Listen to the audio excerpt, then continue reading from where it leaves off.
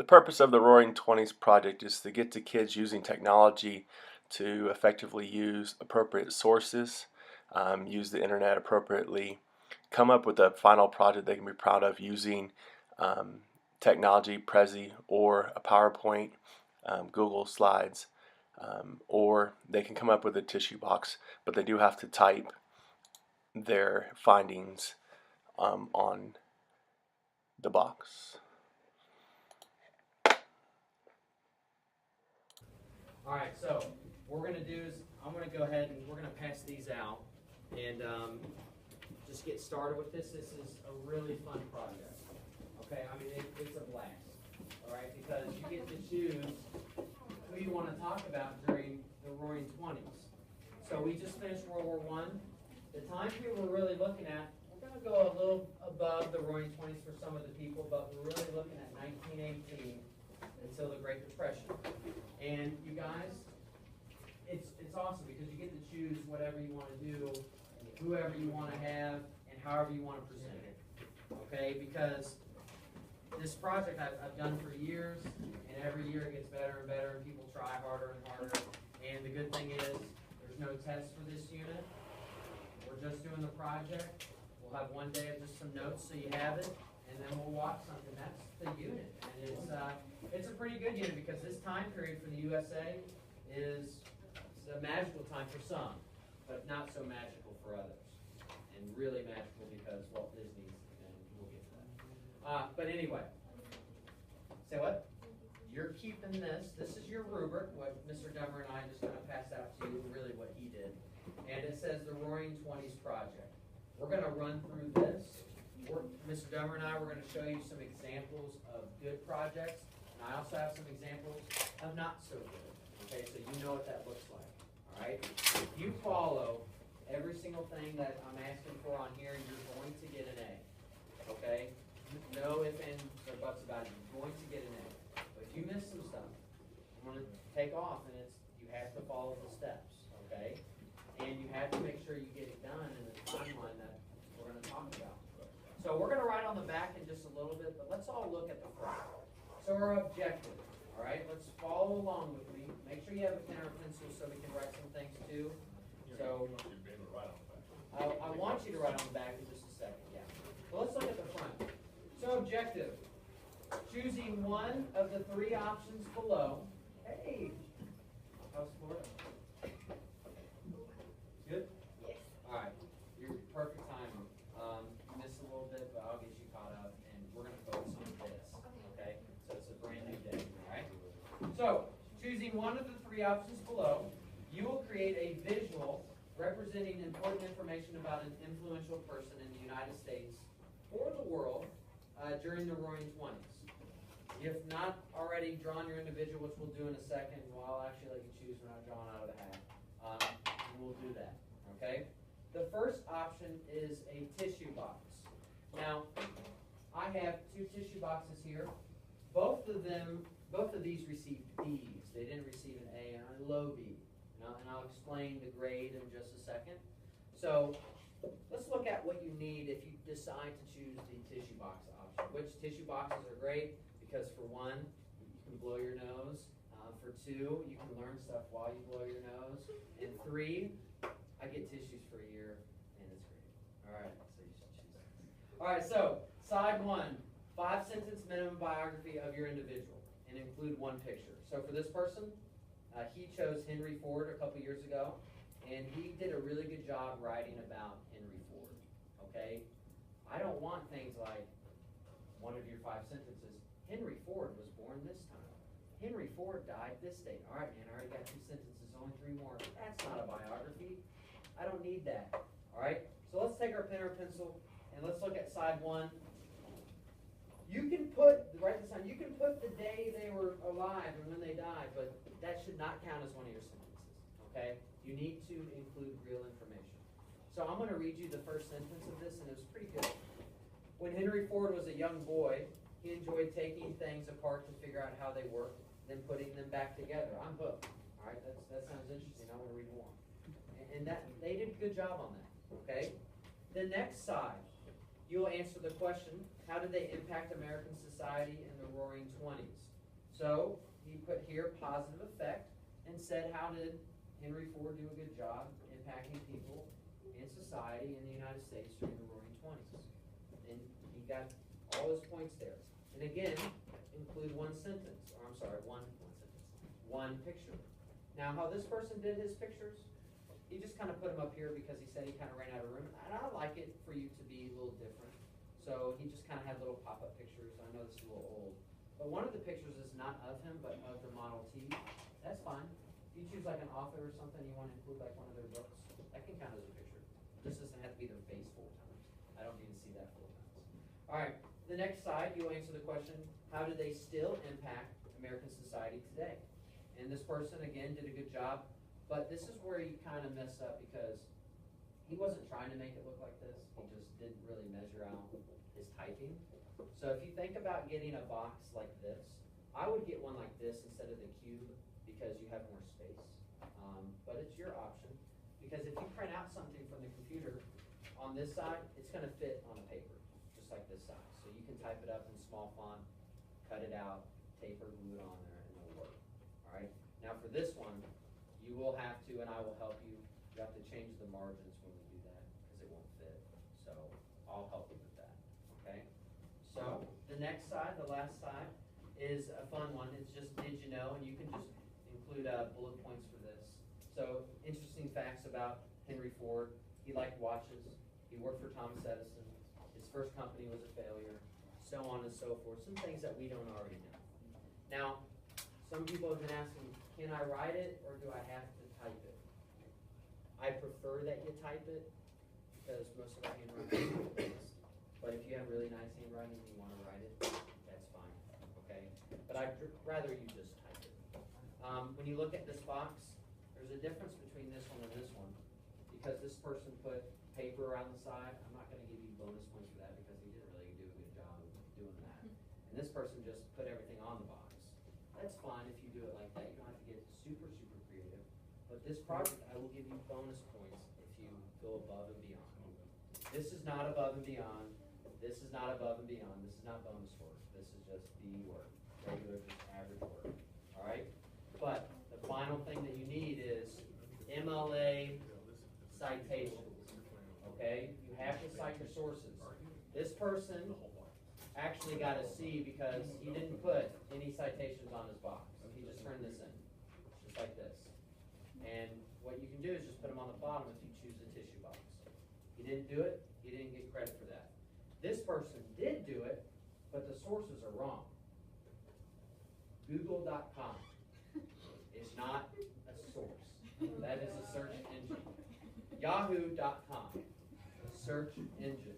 Wikipedia.com. Stay away. Now you can go to Wikipedia and find like basic information. You don't have to cite like birthdays and things like that. But you can go there and at the bottom there's references. You can go to other sites. It's a good place to start, but you don't want to finish there. All right. So they included 3 things, but it's not MLA cited. You learn that in English. I know it by heart. I will help you with it. It's not that bad. All right. So include author, website, date, getting it. So this person did better than this one, but it's not great. I'll show you some things that are great, okay? So let's look at option 2. Say you don't want to do a tissue box. Say you want to do a Prezi, okay? So Prezis are pretty interesting. I'm going to let Mr. Dummer talk about what a good Prezi is. You want to do Prezi first, or? We'll pop up the Prezi. So what you can do, has anybody here used it before? Prezi? Okay. You can make a free account. It doesn't cost anything. You just go to Prezi.com. and you just sign up. And as long as you make it a public file, mine is a public file. I think Mr. Green uses a private file. I use public ones because I'm cheap, and if I'm going to put something together, teachers like to share stuff with other teachers. People go grab it and use it. So let's do Mr. Green. Okay? So what you can do is the same thing that's in the top one, and we'll pull it up. This is actually one. Unfreeze it, though, Mr. Yeah, I got it. This is actually one that it doesn't go with this, but you have different. Oh, I'm frozen. So once you get your website or you get your stuff up, you have different choices. Up here in the middle, if you click, it'll say you can create a new one, new Prezi.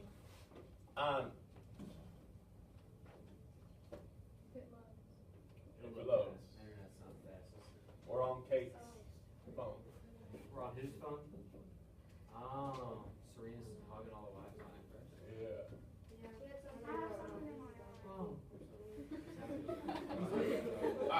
Well, while the new ones are loading, you can pick different formats, and they have different frames. So the world geography one down in the corner is actually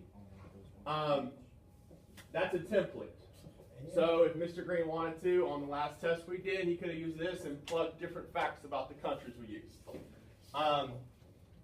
This is just an easy one that we did in grad school, just for main idea. So what you'll get is a main slide, if it loads. People are sucking all the while. So you'll get a main slide. You'll put your title there, your person. Maybe the year he was born, the year he died. Maybe, or she. Okay, and then you have different frames that will come off of it. Just like the PowerPoint, we want you to put 12 frames. If it pops up right in my room, I don't know. Here, I'll exit out of something. It might just put in this. So you'll have 12 frames, and what it'll do is instead of just being like a PowerPoint where it goes from slides, it will actually drag them in and put drop-down boxes. You can link videos in here, so if you find a video of your person, you can drag the URL in there in the web link, and when you present it to the class next week, you just click on it and it'll pop up. You can also embed the videos in here, so if it's offline, it'll work too. And then when you're done, you just share it with Mr. Green or myself, and we can pull it up in here, or you just log on the computer, and you can bring up your presentation. I can show them the PowerPoint right now, and then maybe this will. So we'll hope it loads. So you're going to do the same thing. It's real easy. You can put pictures in there as one of your frames. I don't know. I like it versus PowerPoint just because it moves and it's easy and it's a different view. Yeah, we do like graphic work all the time. They want, outside of high school, they prefer Prezis more than, say, a PowerPoint. It takes a little more effort to do a Prezi, but I think they're more fun. Now, this right here, it might look boring and plain, but this was a really good PowerPoint because it's simple and to the point. But she did not get some points because she, again, forgot her MLA citation. This was a foreign exchange student I had last year. If anyone remembers Christina, is from Spain. So she did her project on Coco Chanel. So right at the beginning, very simple, Coco Chanel here. And as you can see here, she could have earned some more points by making a better background, things like that. It's pretty plain. But she doesn't have full sentences. If you do a PowerPoint or something like that, I don't want a novel up there. I know sometimes when I put up notes, it sometimes looks like a novel. But something like this is plenty enough, okay? This is plenty. Because then she's got an image of her doing this, some more dressing, things like that, for perfume, more information, how she impacts the world. There's a shop in Paris, okay, more interesting facts. And then finally she ends it with like the new logo, Coco Chanel. All right, and she's always pretty fascinating. People have done that in the past. And if you wanted to like break away, like we try to keep this one more technological, this project. But if you want to use the tissue box, you can. In the past, we used to do posters, so you see some posters back there. We're going to stay away from that. We're going to do either the Prezi, PowerPoint, or the tissue box. Okay, but those are A projects because they were able to go above and beyond. Okay, the extra credit, and we would like you to use some different technology. All right, has that loaded up at all? You think? Here, I've got this. Here, you probably need the mouse. Here you go. Well, while he's loading that up, and hopefully it will, go ahead and kind of look down there at the bottom so you can see your two different options. You've got Prezi, and then you also have the PowerPoint.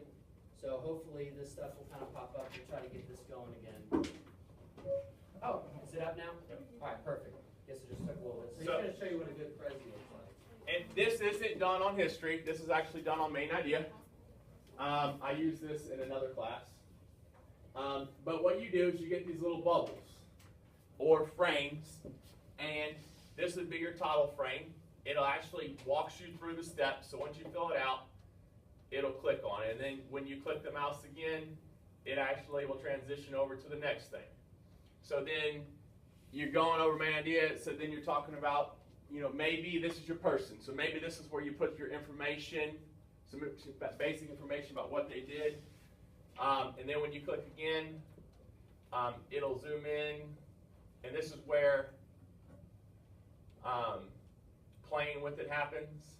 Then we ask the person to put together how you'd find a topic, sentence, or a main idea. So hold on, click on this thing. It's just more interactive. So you're looking for supporting details, and then both of these, you could put 10 boxes with your facts on them, and each one's a different fact. So as you go through, then you can click on it to look at it, and then when you're done, you come over, click on the next one, then you can click on the next one. So you can add as many frames inside one as you want. So instead of using different slides, it makes a more friendly or interactive type thing. Versus seeing it all together, you can break it out in little pieces. And that's why a lot of people are going to this, because it breaks it down. You can also tell it to play as you go through. Every so often it changes to the next one. This is just a basic one somebody put together for one of the classes. Good thing about this is we can share it. If you had partners, say on a future project, and everybody can add it from a different location. So you don't have to be together, kind of like Google Docs and that type of thing. But this is an easy way to just make something more interactive than just a normal PowerPoint. So if you're thinking about that, Mr. Dummer and I will be there just to help you like get one set up if that's what you want to do. Or you can kind of take a look this weekend if that's Here, what you also the template's loaded too. So here are the templates. Yeah. So these are the most popular ones, and they'll always pop up. And then say you wanted one, I don't know, let's type U.S. history. If you know a topic, somebody might have listed one U.S. history. So here's your roadmap, a balance. So these are some common ones, building blocks that. On the first day, we're explaining expectations for the lab, and at the end of the project, explaining what kids would do, the video cut off. We had told the kids expectations, what we wanted. We wanted them to come into the lab, put their stuff on the floor. They didn't have any food at the computers, and to start collecting data and putting it on a Windows document in order to keep track of sources, the URLs for their sources, and key information they want to use later in their projects on day 2 and day 3 when they started putting them together. Most kids were able to do it. When they came in, they sat down, they logged in, they worked together with each other. This is a co-taught class. And we told them if one of us wasn't available to help them out, to ask the person next to them. So they were allowed to talk during this time if they got stuck, to get assistance from their classmates. And if you find a website, cut and paste the URL and drop it on there for later. Because then all you're going to do is click on it, it'll take you right back to the site. Instead of writing it down on a sheet of paper. It'll make it easier for you later on, so you can revisit. So if you're finding the site's bio, site, once you find your person, highlight the URL up top. If you don't know how to do it, let us know, we'll show you. And then click and save it in either your Save Space, your Google Docs account. If you've already got a Prezi open, just make a plot and drop them all in there, and then we'll go back and show you how to turn your MLA format and that type of stuff. Okay? But if you write down information and you don't write where you got it from, you'll have trouble later.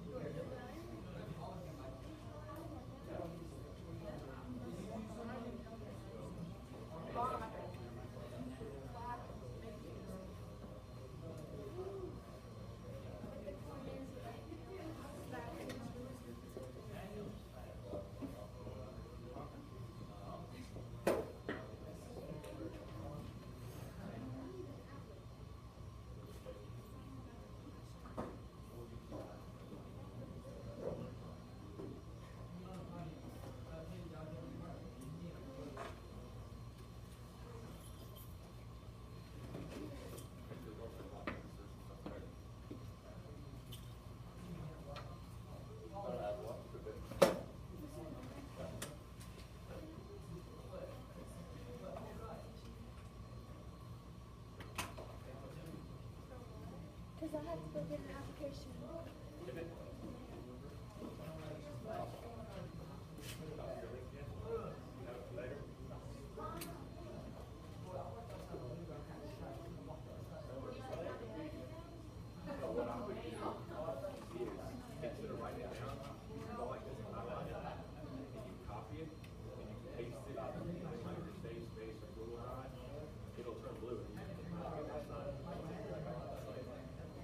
Or you can write it down and type it in next time.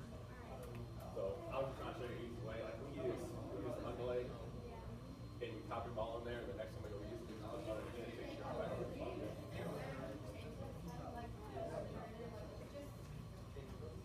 Don't forget to write down where you're getting stuff from.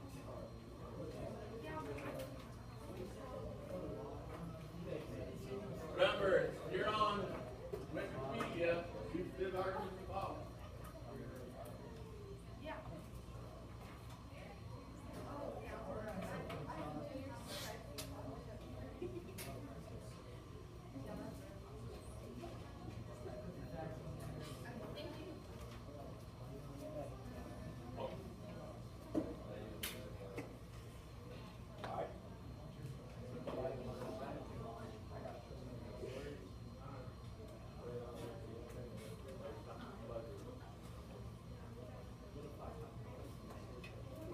Copy and paste and source it when you do your project, rephrase it, you select the source.